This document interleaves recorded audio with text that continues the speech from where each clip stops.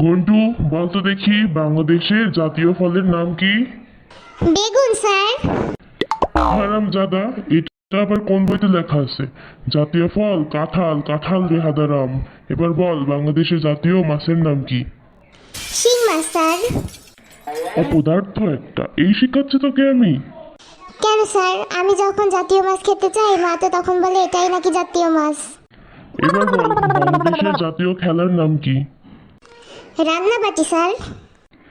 ওরে আমরা কাঠের ঢেকি রে, এটা আবার কে আবিষ্কার করলো? কেন স্যার, আমি আর পাড়া ছেলে মেয়েরা তো এই খেলাটাই খেলি, তো সবাই মিলে যেটা খেলা হয় সেটাই তো জাতীয় খেলা। গাধা একটা। বল বাংলাদেশের জাতীয় গাছের নাম কি? স্যার স্যার, এটা আমি পারবো, এটা হচ্ছে কাঁঠাল গাছ। কাঁঠাল জাতীয় ফল বলে গাছও কি জাতীয় গাছ হবে নাকি? জাতীয় গাছের নাম আম গাছ রে গাধা। স্যার এটা আবার কে আবিষ্কার করলো? জাতীয় ফল যদি কাঁঠাল হয় তাহলে গাছও তো সেই কাঁঠালই হবে। আপনার কথা একদমই সত্যি নয়। কাঁঠাল গাছ নিশ্চয়ই তার বাচ্চা কাঁঠালকে মেলায় হারিয়ে ফেলেছিল, যার পালিত মা হচ্ছে আম গাছ।